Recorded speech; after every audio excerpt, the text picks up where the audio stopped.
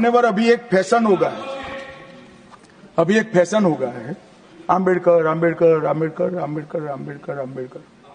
इतना नाम अगर भगवान का लेते तो 7 जन्मों तक स्वर्ग मिल जाता। अच्छी बात है ना? सुनिए तो।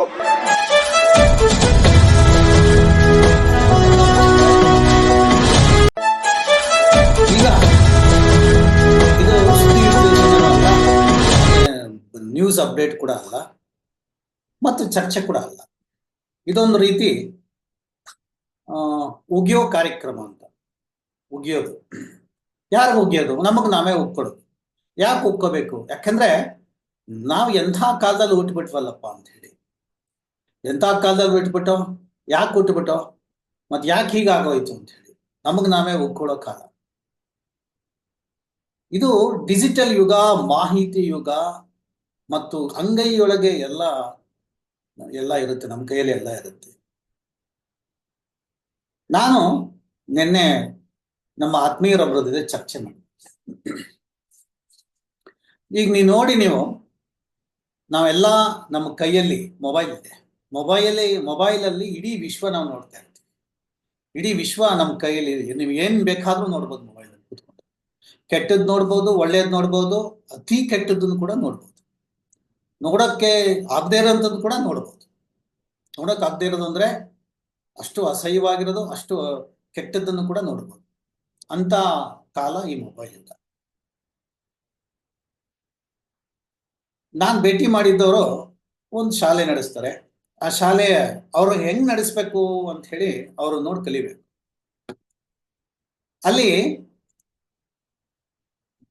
ಅಲ್ಲಿ ಮುಖ್ಯವಾಗಿ ಮಕ್ಕಳಿಗೆ ಮೊಬೈಲ್ ತರಬಾರದು ಅಂತೇಳಿ ಕಟ್ಟುನಿಟ್ಟಿನ ಆಜ್ಞೆ ಮಾಡಿದ್ದಾರೆ. ಯಾಕೆ ಮೊಬೈಲ್ ತರಬಾರದು ಅಂದ್ರೆ ಅವ್ರ ಪ್ರಕಾರ mobile is a source of distraction ಮತ್ತು source of all bad elements ಅಂತ ಹೇಳಿ ಹೇಳ್ತಾರೆ. ಹಂಗಂತ ಹೇಳಿ ಅವ್ರ ಪೇರೆಂಟ್ಸ್ಗೆ ಏನ್ ಸಜೆಸ್ಟ್ ಮಾಡ್ತಾರೆ, ನೀವು ಕೀಪ್ಯಾಡ್ ಇರೋ ಮೊಬೈಲ್ ಇಟ್ಕೊಳ್ಳಿ, ನಿಮ್ಗೆ ಅನಿವಾರ್ಯ ಇದ್ದಾಗ ಮಾತ್ರ ಡಿಜಿಟಲ್ ಸ್ಕ್ರೀನ್ ಇರೋ ಮೊಬೈಲ್ ಇಟ್ಕೊಳ್ಳಿ ನೀವು ಅಂತ ಕೆಲಸ ಮಾಡ್ಬೇಕು ಅಂದ್ರೆ. ಇಲ್ಲ ಅಂದ್ರೆ ನೀವು ಸೋರ್ಸ್ ಅಂದ್ರೆ ಕೀಪ್ಯಾಡ್ ಇರೋ ಮೊಬೈಲ್ನ ಬಳಸಿ ಅಂತ ಹೇಳಿ. ಯಾಕೆಂದ್ರೆ ಗಂಟೆಗಟ್ಲೆ ಫೋನ್ ನೋಡ್ತಾ, ತಂದೆ ತಾಯಿನೇ ನೋಡ್ತಾ ಕುತ್ಕೊಂಡ್ರೆ ಮಕ್ಳು ಕೂಡ ಅದನ್ನೇ ನೋಡ್ತಾ ಕುತ್ಕೊತಾರೆ ಅಂತ ಹೇಳಿ. ಅಂದ್ರೆ ಮಕ್ಕಳನ್ನ ಹೇಗ್ ಬೆಳೆಸ್ಬೇಕು ಅಂತ ಹೇಳಿ ಹೇಳ್ತಾರೆ. ಹಾಗೂ ಈಗ ಮಾತನಾಡ್ತಾ ನೋಡ್ತಾ ಹೋದ್ರೆ ಅವರು ಪೇರೆಂಟ್ಸ್ನ ಹೆಂಗೆ ಕಾಂಟ್ಯಾಕ್ಟ್ ಮಾಡ್ತಾರೆ, ಹೇಗೆ ಮಕ್ಕಳನ್ನ ಟ್ರ್ಯಾಕ್ ಮಾಡ್ತಾ ಇರ್ತಾರೆ ಅನ್ನೋ ಸಾಕಷ್ಟು ಉದಾಹರಣೆ ಕೊಟ್ಟರು. ಮುಂದೆ ಸಾವಕಾಶವಾಗಿ ಅವನ್ನೆಲ್ಲ ಹೇಳ್ತಾ ಹೋಗ್ತೀನಿ. ಸದ್ಯಕ್ಕೆ ಹೇಳೋದಂದ್ರೆ ಏನೇನು ಹೇಳ್ತಾರೆ ಅಂದ್ರೆ, ಅವರು ಮಕ್ಕಳಿಗೆ ಮೊಬೈಲ್ ಕೊಡಬೇಡಿ, ಅವ್ರಿಗೆ ಮೊಬೈಲ್ ಕೊಡಬೇಡಿ ಅನ್ನೋ ಜೊತೆಗೆ ಅವ್ರು ಹೇಳ್ತಕ್ಕಂಥದ್ದು, ನೀವು ಕೂಡ ಆ ಮೊಬೈಲ್ನ ಬಳಸ್ಬೇಡಿ, ಅಂತ ಮೊಬೈಲ್ನ ಬಳಸ್ಬೇಡಿ. ಇವತ್ತು ಎಷ್ಟು ತಂದೆ ತಾಯಿಗಳು ಈ ಮೊಬೈಲ್ನ ಬಳಸದೇ ಇರೋಕ್ ಸಾಧ್ಯ? ಅವರು ಈಗ ವರ್ಕ್ ಫ್ರಮ್ ಹೋಮ್ ಇದೆ, ಟೆಕ್ಕಿಗಳಾಗಿದ್ದಂಥ ಸಂದರ್ಭದಲ್ಲಿ ಅವರಿಗೆ ಆ ಒಂದು ಮೊಬೈಲ್ ಬಳಸೋ ಅನಿವಾರ್ಯ ಇರುತ್ತೆ. ಆ ಟೈಮಲ್ಲಿ ಬಳಸಿ, ಉಳಿದ ಟೈಮಲ್ಲಿ ಕೀಪ್ಯಾಡ್ ಅನ್ನು ಬಳಸಿ ಅನ್ನೋದು ಅವ್ರ ಸಲಹೆ. ಕೀಪ್ಯಾಡ್ ಬಳಸೋದ್ರಿಂದ ಏನಾಗುತ್ತೆ? ಕೀಪ್ಯಾಡ್ ಮೊಬೈಲ್ ಬಳಸೋದ್ರಿಂದ ನಿಮ್ಗೆ ಯಾರು ಫೋನ್ ಮಾಡಿದ್ರೆ ಹಲೋ ಹೇಳ್ತೀರಾ, ಮಾತಾಡ್ತೀರಾ, ಹಾಗೆ ಅದಕ್ಕೆ ಉತ್ತರ ಕೊಡ್ತೀರಾ. ಅಥವಾ ಬೇರೆಯವ್ರು ನೀವು ಯಾರಿಗಾರು ಫೋನ್ ಮಾಡಿದ್ರೆ ನೀವು ಎಷ್ಟು ಬೇಕೋ ಅಷ್ಟು ಮಾತಾಡ್ತೀರಾ, ಮತ್ತೆ ಇಟ್ಟು ಬಿಡ್ತೀರಾ. ಆದ್ರೆ ನೀವು ಈ ಸ್ಮಾರ್ಟ್ ಫೋನ್ ತೆಗೆದುಕೊಂಡ್ರೆ, ಸ್ಮಾರ್ಟ್ ಫೋನ್ ಕೈಗೆತ್ಕೋತು ಅಂದ್ರೆ ನಿಮಗೆ ಆ ಫೋನ್ ನಲ್ಲಿ ಏನು ಬೇಕಾದಷ್ಟು Facebook, Twitter, Instagram, reels, thread ಅಂದ್ರೆ ನಿಮ್ಮನ್ನ ಹಾಕೊಂಡು ಥ್ರೆಡ್ ಮಾಡಿ ಮುಳುಗಿಸ್ಬಿಡುತ್ತೆ. ಇನ್ಸ್ಟಾಗ್ರಾಮ್ ನಾನು ಹೇಳ್ತಾ ಇದ್ದೆ ಈ ಕಾರ್ಯಕ್ರಮ ಮುಂಚೆ ನಮ್ಮ ಆತ್ಮೀಯರಿಗೆ, ಇನ್ಸ್ಟಾಗ್ರಾಮ್ ನೀವು ತೆಗೆದ್ರೆ ಮಹಿಳೆಯರನ್ನ ನಾವು ಯಾವ ರೀತಿ ನೋಡಕ್ ಆಗೋದಿಲ್ವೋ ಹಿಂದೆ ಎಲ್ಲ, ಅವರ ಒಂದು ಏನು ಸೀಕ್ರೆಸಿನೂ ಕೂಡ ನೀವು ಇನ್ಸ್ಟಾಗ್ರಾಮ್ ನೋಡ್ಬೋದು. ಮಹಿಳೆಯರ ಬಟ್ಟೆ ಹೆಂಗ್ ಹಾಕೊಳ್ಳೋದು ಅಂತ ಕೂಡ ಅವರೇ ತೋರಿಸ್ಬಿಡ್ತಾರೆ. ಅವರು ಮಹಿಳೆಯರೇ. ಆದ್ರೆ ನಿಮ್ಮನೆ ಮಹಿಳೆಯರು, ನೀವ್ ಯಾವತ್ತಾರು ನಿಮ್ಮನೆ ಮಹಿಳೆಯರು ಹೆಂಗ್ ಬಟ್ಟೆ ಹಾಕೋತಾರೆ ನೀವು ನೋಡಕ್ ಸಾಧ್ಯವೇ ಇಲ್ಲ. ಸೊ ಅಂತ ಕಾಲ ಇದು. ಎಲ್ಲವನ್ನೂ ತೋರ್ಸೋಕಲ್ಲ, ಬಿಚ್ಚಿ ಬಿಚ್ಚಿ ಬಿಚ್ಚಿ ಬಿಚ್ಚಿ ಬಿಚ್ಚಿ ತೋರ್ಸೋಕಲ್ಲ. ಎಷ್ಟು ಬಿಚ್ಚುತ್ತಾರೆ ಅಂದ್ರೆ ನೀವು ನೋಡಕ್ ಆಗ್ದರಷ್ಟು ಬಿಚ್ಚುತ್ತಾರೆ. ಬಿಚ್ಚಿ ಬಿಚ್ಚಿ ಬಿಚ್ಚಿ ಬಿಚ್ಚಿ ಇನ್ನೇನು ಇಲ್ಲ ಬಿಚ್ಚಕ್ಕೆ. ಎಲ್ಲ ಬೆತ್ತಲು, ಇಡೀ ಜಗತ್ತೇ ಬೆತ್ತಲು, ಬಯಲೇ ಆಲಯ ಅಂತ ಹೇಳಿ ಅಲ್ಲಮ್ಮ ಪ್ರಭು ಹೇಳಿದ್ರು. ಇವತ್ತು ಅಲ್ಲಿಗೆ ಬಂದು ನಿಂತ್ಕೊಂಡ್ಬಿಟ್ಟಿದೀವಿ. ಎಲ್ಲ ಆಲಯ ದಿಗಂಬರರು, ನಾವೆಲ್ಲ ದಿಗಂಬರರಾಗ್ಬಿಟ್ಟಿದೀವಿ. ಎಲ್ಲರಲ್ಲೂ ದಿಗಂಬರರೇ ನಾವು. ವೈಚಾರಿಕವಾಗಿ, ಬುದ್ಧಿಯಲ್ಲಂತೂ ದಿಗಂಬರರು. ಯಾಕೆ ಈ ಮಾತು ಹೇಳ್ತಾ ಇದ್ದೀನಿ ಅಂತಂದ್ರೆ, ಈ ಕಾರ್ಯಕ್ರಮ ಮಾಡಕ್ ಮುಂಚೆ ನಾನು ಒಂದು ಫೇಸ್ಬುಕ್ ಒಂದು ಓದ್ತಾ ಇದ್ದೆ. ಫೇಸ್ಬುಕ್ ಅಲ್ಲಿ ಒಂದು ನೋಡ್ತಾ ಇದ್ದೆ. ಯಾಕಂದ್ರೆ ನಾವು ನೋಡ್ಬೇಕು, ನ್ಯೂಸ್ ಸೋರ್ಸ್ಗಳು ನೋಡ್ಬೇಕಾದ್ರೆ ನೋಡ್ತೀನಿ. ಅಲ್ಲೊಂದು ಈ ಫೇಸ್ಬುಕ್ ಅಲ್ಲಿ ಒಂದು ಗುಂಪು, ನಿತ್ಯ ಸತ್ಯ ಅಂತ ಒಂದು ಗುಂಪು. ಆ ಗುಂಪಲ್ಲಿ ಬರ್ದಿದ್ರು ಕುಂಭಮೇಳದ ಬಗ್ಗೆ ಬಹಳ ಸಾಕಷ್ಟುಗಳನ್ನ ಬರ್ದಿದ್ರು. ಚೆನ್ನಾಗಿ ಕುಂಭಮೇಳ ಹಂಗಾಯ್ತು ಹಿಂಗಾಯ್ತು. ಅಲ್ಲಿ ಹೇಳ್ತಾರೆ ಅವರು 1 ಲಕ್ಷ ಕೋಟಿ ಖರ್ಚು ಮಾಡಿ 3 ಲಕ್ಷ ಕೋಟಿ ಆದಾಯ ಮಾಡ್ತಾರೆ. ಆ 3 ಲಕ್ಷ ಕೋಟಿ ಆದಾಯನ ಏನಕ್ಕೆ ಬಳಸ್ತಾರೆ ಅನ್ನೋದ್ರ ಬಗ್ಗೆ ಚರ್ಚೆ ಮಾಡ್ತಾರೆ. ಬಹಳ ಒಳ್ಳೆ ಚರ್ಚೆ. 3 ಕೋಟಿ ಆದಾಯ ಅದಿರ್ಲಿ, ಪಕ್ಕಕ್ಕಿರ್ಲಿ, 3 ಕೋಟಿ ಆದಾಯ ಪಕ್ಕಕ್ಕಿರ್ಲಿ. ಈ ನಿತ್ಯ ಸತ್ಯ ಅನ್ನೋ ಫೇಸ್ಬುಕ್ಕಿನ ಮಾಲೀಕರಿಗೆ, ಅವರು ಯಾರು ಬರೀತಾರೆ, ಯಾರು ಗುಂಪನ್ನು ಮಾಡ್ಕೊಂಡು, ಇನ್ನೊಂದು ನಿಮ್ಗೆ ಗೊತ್ತಾ, ಈ ಫೇಸ್ಬುಕ್ ಗುಂಪು ಮಾಡ್ಕೊಂಡು, ಇನ್ಸ್ಟಾಗ್ರಾಮ್ ರೀಲ್ ಮಾಡ್ಕೊಂಡು, ಮತ್ತೆ ಈ ರೀತಿ ಬರೆಯೋದಕ್ಕೆ, ಇದೊಂದು ಉದ್ಯೋಗ. ಈ ಉದ್ಯೋಗ ಸುಮ್ಮನೆ ಉದ್ಯೋಗ ಅಲ್ಲ. ಇದಕ್ಕೆ ನಿಮ್ಗೆ ಅವರು ಸಂಬಳ ಕೊಡ್ತಾರೆ. ನೀವೇನಿಲ್ಲ, ಏನ್ ಮಾಡಬೇಕು ಅಂತಂದ್ರೆ, ನೀವು ಹಿಂದೂ ಧರ್ಮದ ಬಗ್ಗೆ ಮಾತನಾಡಬೇಕು, ಮತ್ತೆ ಕಾಂಗ್ರೆಸ್ ಪಕ್ಷವನ್ನ, ಸರ್ಕಾರವನ್ನ, ಕಾಂಗ್ರೆಸ್ ಯಾವುದೇ ವಿರೋಧ ಪಕ್ಷಗಳ ಸರ್ಕಾರಗಳನ್ನ ಅದನ್ನ ಟೀಕೆ ಮಾಡ್ಬೇಕು. ಮತ್ತು ಇನ್ನೊಂದು ಬಹಳ ಏನು ಅಂದ್ರೆ, ಇವ್ರಿಗೆ ಏನ್ ಕೆಲಸ ಅಂದ್ರೆ, ಇವ್ರಿಗೆ ಫೇಸ್ಬುಕ್ ಅಲ್ಲಿ ಇವರೆಲ್ಲ ಬರೆಯೋರಿಗೆಲ್ಲ ಅವ್ರಿಗೆ ಏನ್ ಕೆಲಸ, ಅವ್ರಿಗೆ ಯಾಕೆ ಸಂಬಳ ಕೊಡ್ತಾರೆ ಅಂದ್ರೆ, ಯಾವುದೇ ವೈಚಾರಿಕತೆಯನ್ನ ಮತ್ತು ಒಳ್ಳೆಯದನ್ನ ಯಾವ್ದನ್ನ ಹೇಳ್ತಾರೋ ಅದನ್ನ ಟೀಕೆ ಮಾಡ್ಬೇಕು. ಇದನ್ನ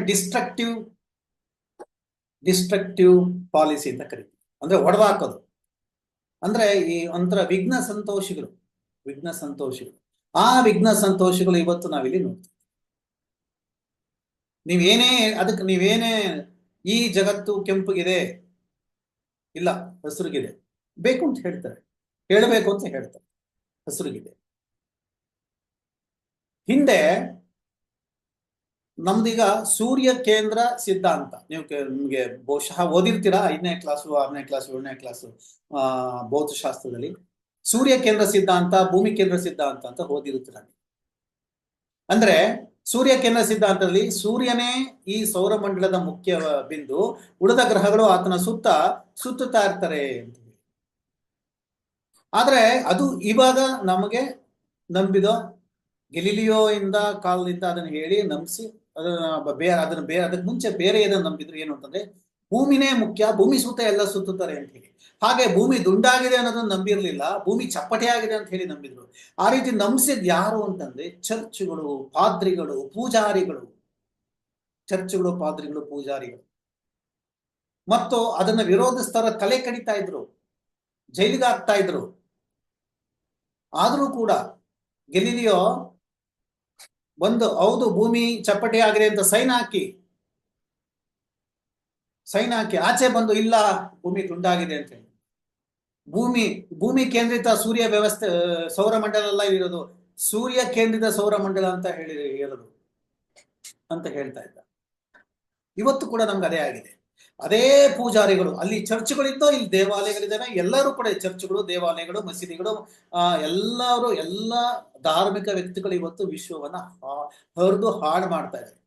5 ಲಕ್ಷ ಕೋಟಿ, 1 ಲಕ್ಷ ಕೋಟಿಯಿಂದ 50 ಲಕ್ಷದ ಎಷ್ಟೋ ಲಕ್ಷ ಕೋಟಿ ಆದಾಯ ಬರುತ್ತೆ. ಎಷ್ಟು ಚೆನ್ನಾಗಿ ಬರ್ದವ್ರೆ, ನಿತ್ಯ ಸತ್ಯ ಆ ಫೇಸ್ಬುಕ್ನವರು. ಅಂದ್ರೆ ನಿಜವಾಗ್ಲೂ CA ಅಕೌಂಟೆಂಟೇ ಬೇಕಾಗಿಲ್ಲ, ಇವ್ರನ್ನ ಎಲ್ಲ ಅಕೌಂಟೆಂಟ್ ಮಾಡಿ ಇಟ್ಕೊಂಡ್ಬಿಟ್ರೆ ಆಯ್ತು. ನಿತ್ಯ ಸತ್ಯ ಅಷ್ಟ್ರ ಮಟ್ಟಿಗೆ ಬರೀತಾರೆ. ಜನಗಳಿಗೆ ಕೊಟ್ರೆ ಏನಾಯ್ತು, ಜನಗಳಿಗೆ ಯಾಕೆ ಕೊಡ್ಬೇಕು ಜನಗಳಿಗೆ ಅಂತ ಕೇಳಿ ಇವರೆಲ್ಲ ಹಾಡಿ ಹೊಗಳ್ತಾರಲ್ಲ. ಈಗ ನಿನ್ನೆ ಸುಭಾಷ್ ಚಂದ್ರ ಬೋಸ್ನ ಹಾಡಿ ಹೊಗಳಿದ್ರು. ಜನವರಿ 12ನೇ ತಾರೀಕು ಸ್ವಾಮಿ ವಿವೇಕಾನಂದ ಅವ್ರನ್ನ ಹಾಡಿ ಹೊಗಳಿದ್ರು. ಸ್ವಾಮಿ ವಿವೇಕಾನಂದ ಏನ್ ಹೇಳ್ತಾರೆ, ಈ ನಿತ್ಯ ಸತ್ಯ ಬಡಾಯಿ ಕೋರ ಆ ಬಂಡಲ್ ನನ್ನ ಮಗ, ಅವ್ರಿಗೇನಾರು ಸ್ವಾಮಿ ವಿವೇಕಾನಂದ ಗೊತ್ತಾ? ಸ್ವಾಮಿ ವಿವೇಕಾನಂದ ಹೇಳ್ತಾರೆ, ಬಸವಣ್ಣ ದಯೆಯೇ ಧರ್ಮದ ಮೂಲವಯ್ಯ. ದಯೆ ಇಲ್ಲದ ಧರ್ಮ ಯಾವುದು ಅಂತ ಕೇಳ್ತಾರೆ. ದಯೆ ಅಂದ್ರೆ ಏನು? ಜನರಿಗೆ ದಯೆ ತೋರಿಸು, ಆಶ್ರಿತರಿಗೆ, ನಿರಾಶ್ರಿತರಿಗೆ, ಅಲ್ಪಸಂಖ್ಯಾತರವರಿಗೆ, ಹಿಂದುಳಿದವರಿಗೆ, ದಲಿತರಿಗೆ, ನಮಗಿಂತ ಯಾರು ಕಡಿಮೆ ಅವರಿಗೆ ದಯೆ ತೋರಿಸು, ಇದು ಧರ್ಮ. ದಯೆ ಇಲ್ಲದ ಧರ್ಮ ಯಾವುದಯ್ಯ ಅಂತ ಹೇಳಿ ಸ್ವಾಮಿ ವಿವೇಕಾನಂದ ಹೇಳ್ತಾರೆ, ಮಾನವೀಯತೆಯೇ ನಿಜವಾದ ಧರ್ಮ ಅಂತ ಹೇಳಿ. ಮಹಾತ್ಮ ಗಾಂಧಿ ಏನ್ ಹೇಳ್ತಾರೆ? ಅವರು ಅದನ್ನೇ ಹೇಳ್ತಾರೆ. ಎಲ್ಲ ಮಹಾನ್ ಪುರುಷರು ಹೇಳಿದ ಅದನ್ನೇ. ಆದ್ರೆ ನಿತ್ಯ ಸತ್ಯ ಬಂಡಲ್ ನನ್ ಮಗ ಏನ್ ಹೇಳ್ತಾರೆ? ಇಲ್ಲ, ನೀವು 1 ಲಕ್ಷ ಕೋಟಿ ಖರ್ಚು ಮಾಡಿ 5 ಲಕ್ಷ ಕೋಟಿ ಇದ್ಯಾವ ಧರ್ಮ ಇದು? 1 ಲಕ್ಷ ಕೋಟಿ ಖರ್ಚು ಮಾಡಿ 5 ಲಕ್ಷ ಕೋಟಿ ದುಡಿತೀನಿ ಅನ್ನೋದು ಯಾವ ಧರ್ಮ? ಯಾವುದು ಅಂದ್ರೆ ಬನಿಯಾ ಧರ್ಮ. ಬನಿಯಾ ಯಾರು? ಮಹಾತ್ಮ ಗಾಂಧಿನೂ ಬನಿಯಾ. ಈಗಿರೋ ಬನಿಯಾ ಯಾರು? ನಿತ್ಯ ಸತ್ಯ ಬನಿಯಾ ಯಾರು? ನಿತ್ಯ ಸತ್ಯನಿಗೆ ಕೊಡ್ತಾರಲ್ಲ ಕೋಟಿ ರೂಪಾಯಿ ಫೇಸ್ಬುಕ್ ಅಲ್ಲಿ ಬರೆಯಕ್ಕೆ ಕೋಟಿ ರೂಪಾಯಿ ಕೊಡ್ತಾರ. ನಾವು ಕೊಡಿ, ಅವ್ನಿಗೆ 2 ರೂಪಾಯಿ ಕೊಡ್ಬೋದೇನೋ ಅಷ್ಟೇ. ನಮ್ಗೆ ಈತ ಎಷ್ಟ್ರ ಮಟ್ಟಿಗೆ ಹಬ್ಬಿಸ್ತಾನೆ? ಇವನ್ ಹಬ್ಸೋ ಕೆಲಸ ಇವನ್ಗೆ. ಅವನಿಗೆ ಗೊತ್ತಿಲ್ಲ ನಾನೇನು ವಿಷ ಹಬ್ಬಿಸ್ತಾ ಇದೀನಿ ಅಂತ. ಈ ಬಂಡಲ್ಗೆ ನಾನು ಎಷ್ಟು ವಿಷ ಹಬ್ಬಿಸ್ತಾ ಇದೀನಿ ಅಂತ ಗೊತ್ತಿಲ್ಲ. ಈ ಮಹಾನ್ ಪುರುಷರುಗಳೆಲ್ಲ ದಯೆ ಮಾನವೀಯತೆ ಪ್ರೀತಿ ಅನುಕಂಪ ಅಂತ ಹೇಳಿದ್ರೆ, ಇವರು ಇಲ್ಲ. 1 ಲಕ್ಷ ಕೋಟಿಯಿಂದ 5 ಲಕ್ಷ ಕೋಟಿ, 1 ಲಕ್ಷ ಕೋಟಿಯಿಂದ 5 ಲಕ್ಷ ಕೋಟಿ, 1 ಲಕ್ಷ ಕೋಟಿಯಿಂದ 5 ಲಕ್ಷ ಕೋಟಿ. ನಿತ್ಯ ಸತ್ಯ.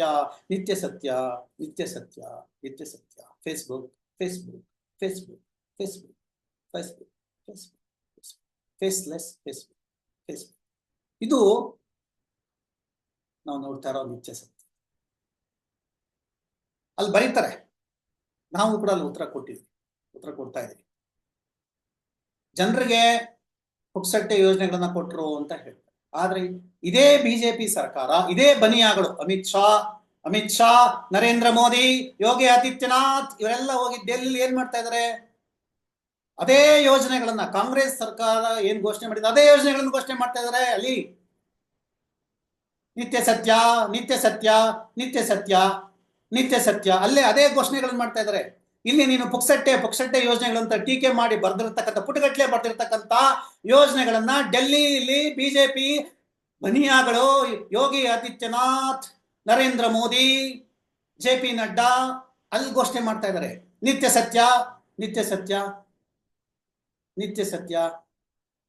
ಸತ್ಯ. ಅಲ್ಲಿ ಯಾಕದು ನಿಮ್ಗೆ ಜನಕ್ಕೆ ಕೊಡಬಾರ್ದು ಅಂತ ಅನ್ಸುತ್ತೆ? ಎಲ್ಲ ಸಂಪತ್ತು ನಿಮಗೆ ಯಾಕಿರ್ಬೇಕು? ಎಲ್ಲ ಸೌಲಭ್ಯಗಳು ನಿಮಗೆ ಯಾಕಿರ್ಬೇಕು? ನೀವ್ಯಾಕೆ 1 ಲಕ್ಷ ಕೋಟಿಯಿಂದ 5 ಲಕ್ಷ ದುಡಿಬೇಕು? 5 ಲಕ್ಷ ಕೋಟಿ. ಅಂಬೇಡ್ಕರ್ ಎಲ್ಲರಿಗೂ ಸಮಾನ ಶಿಕ್ಷಣ ಬೇಕು ಅಂತ. ಅಂಬೇಡ್ಕರ್ ಸಮಾನ ಶಿಕ್ಷಣ ಬೇಕು. ಇವತ್ತು ಎಲ್ಲರಿಗೂ ಸಮಾನ ಶಿಕ್ಷಣ ಸಿಗ್ತಾ ಇದೆಯಾ? ಎಲ್ಲರಿಗೂ ಸಮಾನ ಅವಕಾಶ ಸಿಗ್ತಾ ಇದೆಯಾ? ಯಾಕೆ ಸಿಗ್ತಾ ಇಲ್ಲ? ಯಾಕೆಂದ್ರೆ ನೀವು ಬರೀತೀರ ನಿತ್ಯ ಸತ್ಯ. ನೀವು ಹೇಳ್ತೀರ 1 ಲಕ್ಷ ಕೋಟಿಯಿಂದ 5 ಲಕ್ಷ ಕೋಟಿ ಅಂತ. 1 ಲಕ್ಷ ರೂಪಾಯಿ ಸ್ಕೂಲ್ ಕಟ್ಟಿ 100 ಕೋಟಿ ರೂಪಾಯಿ ದುಡಿಯೋದು ನಿತ್ಯ ಸತ್ಯ. ಇನ್ನಂತ ನಿತ್ಯ ಸತ್ಯರೇ ಇಲ್ಲೆಲ್ಲ ತುಂಬಿಕೊಂಡಿರೋದು. 100 ಕೋಟಿ ರೂಪಾಯಿ ದುಡಿಬೇಕು. ಶಿಕ್ಷಣ, ವ್ಯಾಪಾರ, ಸಮಾನ ಅವಕಾಶ ಸಿಗಬಾರ್ದು. ಇವತ್ತು ಅಮೆರಿಕಾದಲ್ಲಿ ದುಪ್ಪಟ್ಟು ಫೀಸ್, ಟ್ಯೂಷನ್ ಫೀಸ್ ದುಪ್ಪಟ್ಟು ಮಾಡ್ತಾ ಇದ್ದಾರೆ. ನಿತ್ಯ ಸತ್ಯ ದುಪ್ಪಟ್ಟು ಮಾಡ್ತಾ ಇದ್ದಾರೆ. ಆದ್ರೆ ಎಲ್ಲಿ ನಿತ್ಯ ಸತ್ಯ ಯಾಕೆ ಬರ್ತಾ ಇಲ್ಲ ನಿಮ್ದು? ಅಲ್ಲಿ ನಿತ್ಯ ಕೇಳಿಸ್ತಾ ಇಲ್ಲ. ಅಲ್ಲಿ ದುಪ್ಪಟ್ಟು ಯಾಕೆ ಆಗ್ತಾ ಇಲ್ಲ ಅಂದ್ರೆ, ಉಳ್ಳವರು ಮಾತ್ರ ಓದಬೇಕು, ಇಲ್ಲದವರು ಸಾಯ್ಬೇಕು.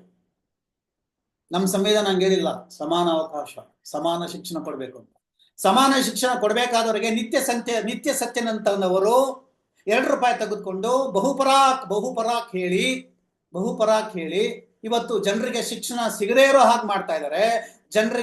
ಬಡ ಜನರಿಗೆ ಒಂದು ತುತ್ತು ಊಟ ಸಿಗದೇ ಇರೋ ಸ್ಥಿತಿಯವರಿಗೆ ಅವರಿಗೆ ಯೋಜನೆಗಳನ್ನ ಕೊಟ್ಟು ಅವರಿಗೆ ತಿಂಗಳಿಗೆ 2,000 ರೂಪಾಯಿ ಒಂದು ಅಕ್ಕಿ ಇವತ್ತು ತಮ್ಮ ಮನೆಯನ್ನ ಬಿಟ್ಟು ನಿತ್ಯ ಸತ್ಯ ನೀನು ಫೇಸ್ಬುಕ್ ಅಲ್ಲಿ ಬರೀದೇನೆ ನೀನು 1 ಗಂಟೆ ಬರೆದು ನೀನು 4 ಗಂಟೆ ಓಡಾಡ್ತೀಯ ಎದ್ದು.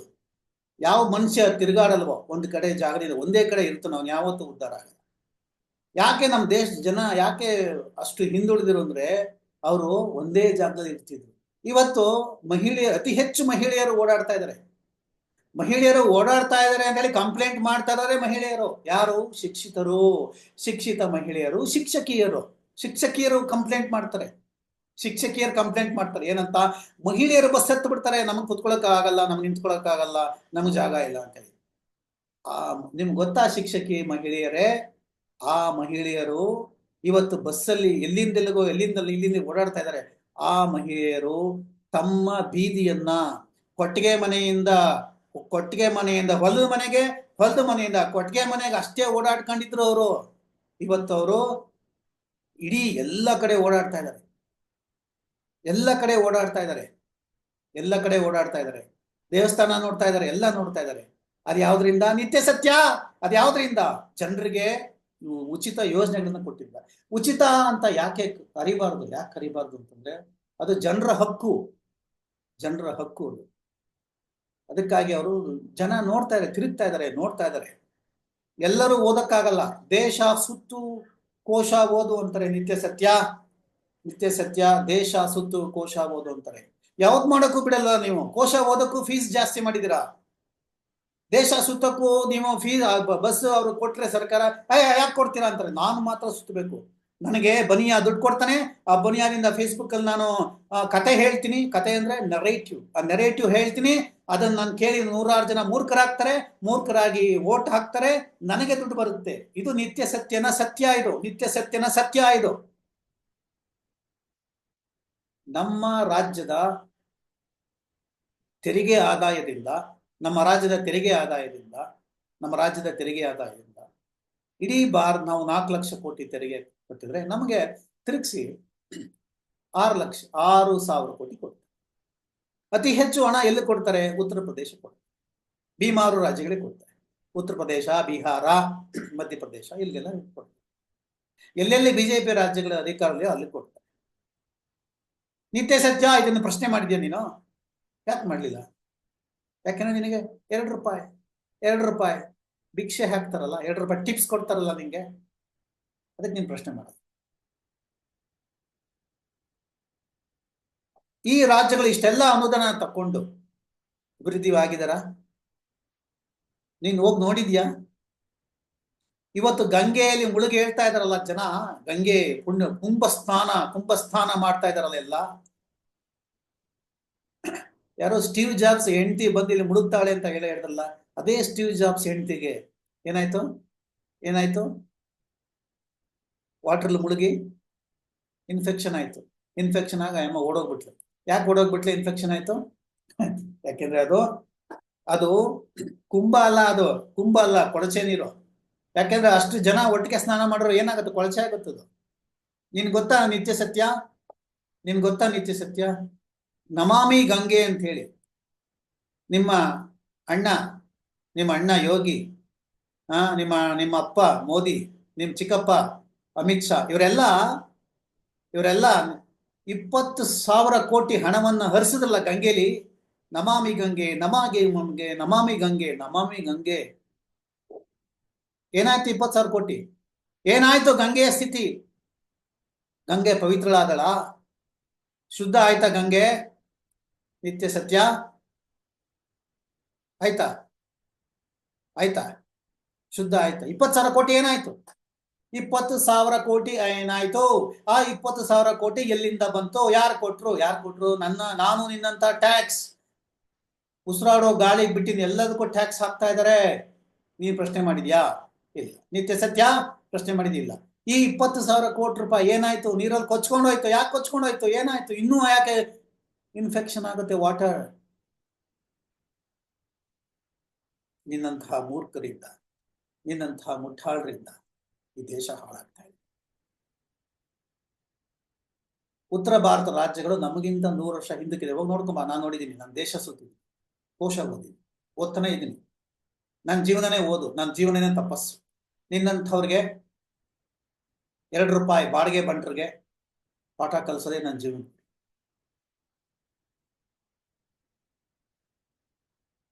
ಉತ್ತರ ಭಾರತ ನೀನು ಬೆಂಗಳೂರು ಒಂದು ರೌಂಡ್ ಹಾಕೊಂಡ್ಬಂದ್ರೆ ಇವತ್ತು ಇಡೀ ಟ್ವಿಟರ್ ಅಲ್ಲಿ ಇವತ್ತೊಂದು ದೊಡ್ಡ ಅಭಿಯಾನ ನಡೀತಾ ಇದೆ.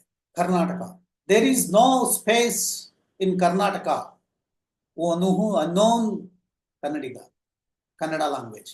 ಯಾರಿಗೆ ಕನ್ನಡ ಬರಲ್ಲ ಅವರಿಗೆ ಕರ್ನಾಟಕದಲ್ಲಿ ಬದುಕಕ್ಕೆ ಆಗದೇ ಇರೋ ಸ್ಥಿತಿ ಅಂತ ಹೇಳಿ ಅಪಪ್ರಚಾರ ಮಾಡ್ತಾರೆ. ಹೌದಾ? ನಾವೆಲ್ಲ ಕನ್ನಡದಲ್ಲೇ ಮಾತಾಡಿ ಅಂತ ಹೇಳಿ ಅವ್ರಿಗೆ ಥ್ರೆಟನ್ ಮಾಡ್ತಾ ಇದೀವ. ಯಾಕೆ? ಸರಿಯಪ್ಪ. ನಿತ್ಯ ಸತ್ಯ, ನೀನು ಉತ್ತರ ಪ್ರದೇಶ ಹೋಗಿ ಕನ್ನಡ ಮಾತಾಡಕ್ಕಾಗತ್ತ? ನಿತ್ಯ ಸತ್ಯ, ನೀನು ಡೆಲ್ಲಿಗೆ ಹೋಗಿ ಕನ್ನಡ ಮಾತಾಡಕ್ಕಾಗತ್ತಾ? ನಿತ್ಯ ಸತ್ಯ, ನೀನು ತಮಿಳ್ನಾಡಲ್ಲಿ ತಮಿಳ್ ಮಾತಾಡಕ್ಕಾಗತ್ತಾ? ಮಧ್ಯಪ್ರದೇಶದಲ್ಲಿ ತಮಿಳ್ ಮಾತಾಡಕ್ಕಾಗತ್ತಾ? ರಾಜಸ್ಥಾನಕ್ಕೆ ಹೋಗಿ ಕನ್ನಡ ಮಾತಾಡಕ್ಕಾಗತ್ತಾ? ಇಲ್ಲಿಗೆ ಬಂದ್ರೆ ಅವ್ರಿಗೆ ಅಲ್ಲೂ ಅದೇ ಮಾತು, ಇಲ್ಲೂ ಇದೇ ಮಾತು. ಅಂದ್ರೆ ನಿಮ್ಮನ್ನ ಕನ್ನಡಿಗರನ್ನ ಏನ್ ಮಾಡ್ತಾ ಇದ್ದಾರೆ? ಕನ್ನಡಿಗರನ್ನ ಏನ್ ಮಾಡ್ತಾ ಇದ್ದಾರೆ? ಕನ್ನಡಿಗರನ್ನ ಏನ್ ಮಾಡ್ತಾ ಇದ್ದಾರೆ? ಕನ್ನಡಿಗರನ್ನ ಏನ್ ಮಾಡ್ತಾ ಇದ್ದಾರೆ? ನಿತ್ಯ ಸತ್ಯ, ನಿತ್ಯ ಸತ್ಯ, ನಿತ್ಯ ಸತ್ಯ, ನಿತ್ಯ ಸತ್ಯ. ಕನ್ನಡಿಗರನ್ನ ಏನ್ ಮಾಡ್ತಾ ಇದ್ದಾರೆ? ಕನ್ನಡಿಗರನ್ನ ಏನ್ ಮಾಡ್ತಾ ಇದ್ದಾರೆ? ಇವತ್ತು ಕರ್ನಾಟಕದಲ್ಲಿ ನೀವು ನೋಡ್ಕೊ ಬನ್ನಿ, ಬೆಂಗಳೂರಿಂದ ಯಾವುದೇ ಭಾಗದಲ್ಲಿ ಓಡಾಡಿ, ಕರ್ನಾಟಕದ ಯಾವುದೇ ಭಾಗದಲ್ಲೂ ಓಡಾಡೋದು ನೀವು, ಮಂಡ್ಯ, ಬೆಂಗಳೂರು, ಯಾವುದೇ ಭಾಗಕ್ಕೂ ಅಲ್ಲಿ ಮಾರ್ವಾಡಿಗಳು, ಸೇಟುಗಳು, ಸೇಟುಗಳು ಇವತ್ತು ನಿಮ್ ಜಮೀನ್ ಕೊಂಡ್ಕೋತಾ ಇದ್ದಾರೆ, ನಿಮ್ ಮನೆಗಳು ಕೊಂಡ್ಕೋತಾ ಇದ್ದಾರೆ. ಮಾರ್ವಾಡಿಗಳು ಎಲ್ಲ ನೋಡಿ, ಜಯನಗರ, ಚಾಮರಾಜಪೇಟೆ, ಗಾಂಧಿ ಬಜಾರ್, ಎಲ್ಲಿಗೆ ಹೋಗಿ ನೋಡಿ, SP ರೋಡ್ಗೆ ಹೋಗಿ ನೋಡಿ, SP ಹೋಗಿ ನೋಡಿ, ಎಲ್ಲಾ ಕಡೆ ನಿಮ್ಗೆ ದನ್ನ ಸೇಟುಗಳ ಸಾಮ್ರಾಜ್ಯ ಸ್ಥಾಪನೆಯಾಗಿದೆ.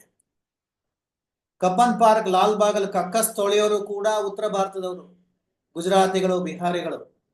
ನೀವು ಯಾವುದೇ ಕಾಫಿ ಅಲ್ಲಿ ಉಡುಪಿ ಹೋಟೆಲ್ ಅಂತ ಹಾಕಿರ್ತಾರೆ, ಆ ಉಡುಪಿ ಹೋಟೆಲ್ ಅಲ್ಲಿ ದೋಸೆ ಹಾಕೋನು ಯಾರು ಗೊತ್ತಾ? ಬಿಹಾರಿ. ಉಡುಪಿ ಹೋಟೆಲ್ ಅಲ್ಲಿ ಕಾಫಿ ಮಾಡೋನು ಯಾರು ಗೊತ್ತಾ? ಉತ್ತರ ಪ್ರದೇಶದವನು. ಉಡುಪಿ ಹೋಟ್ಲಲ್ಲಿ ತಟ್ಟೆ ಎತ್ತನೋ, ಲೋಟ ತೊಳೆಯೋನು ಯಾರು ಗೊತ್ತಾ? ಕೋಲ್ಕತ್ತಾದವನು. ಕನ್ನಡಿಗ ಎಲ್ಲಿ ಅಂದ್ರೆ ಫೇಸ್ಬುಕ್ ಅಲ್ಲಿ ನಿತ್ಯ ಸತ್ಯ ಅಂತ ಬರೀತಾ ನಿನ್ನಂತ ಕೂತ್ಕೊಂಡ್ರೆ ಓದ್ಕೊಂಡು ಕೂತ್ಕೊಂಡವನೆ ಕನ್ನಡಿಗ. ಕನ್ನಡಿಗ ಇಲ್ಲಿ ಬಂದು ಮಾರ್ವಾಡಿಗಳು, ದನ್ನ ಸೇಟ್ಗಳು ಗುಂಪುಗ ಮಾಡ್ಕೊಂಡು ಹಣನ ಒಗ್ಗೂಡಿಸ್ಕೊಂಡು ವ್ಯಾಪಾರ ಮೇಲೆ ವ್ಯಾಪಾರ ಗಂಟು ಕಟ್ಟಿ ನಿಮ್ ಮನೆ ಬರ್ಸ್ಕೊತಾ ಇದ್ದಾರೆ, ನಿಮ್ ಆಸ್ತಿ ಬರ್ಸ್ಕೊತಾ ಇದ್ದಾರೆ, ಬೀದಿಗಳನ್ನೇ ಬರ್ಸ್ಕೊತಾ ಇದ್ದಾರೆ, ಮನೆಗಳನ್ನ ಬರ್ಸ್ಕೊತಾ ಇದ್ದಾರೆ, ಜಮೀನುಗಳು ಬರ್ಸ್ಕೊತಾ ಇದ್ದಾರೆ. ಕನ್ನಡಿಗರು ನಿತ್ಯ ಸತ್ಯ ಅಂತ ಹೇಳಿ ಫೇಸ್ಬುಕ್ ಅಲ್ಲಿ ಬರೀತಾರೆ.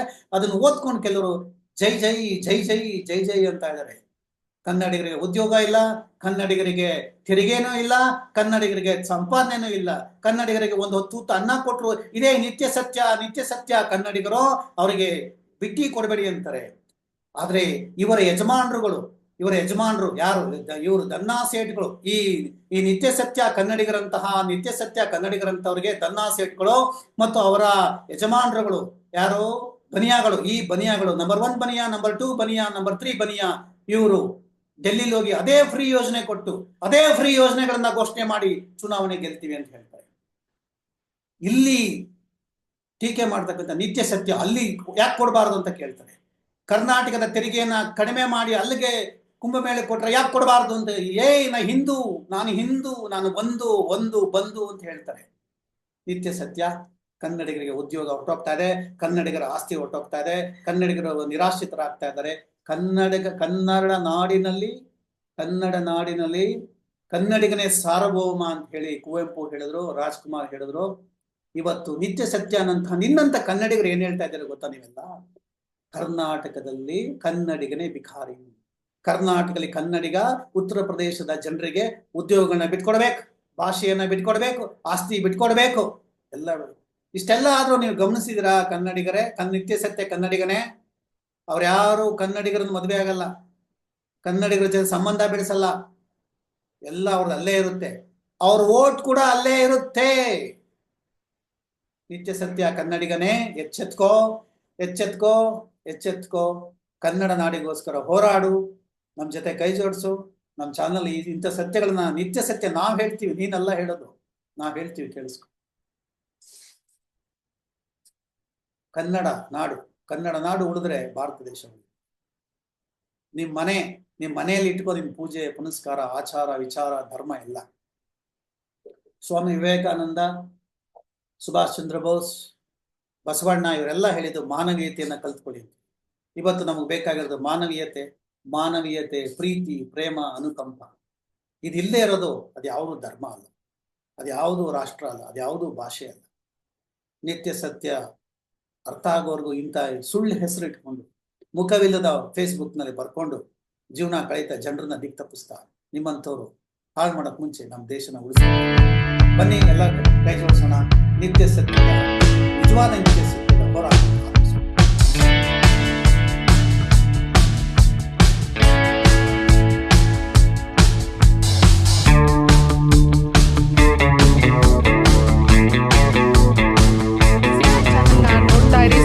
ಆಗಿ ಲೈಕ್ ಮಾಡಿ, ಶೇರ್ ಮಾಡಿ.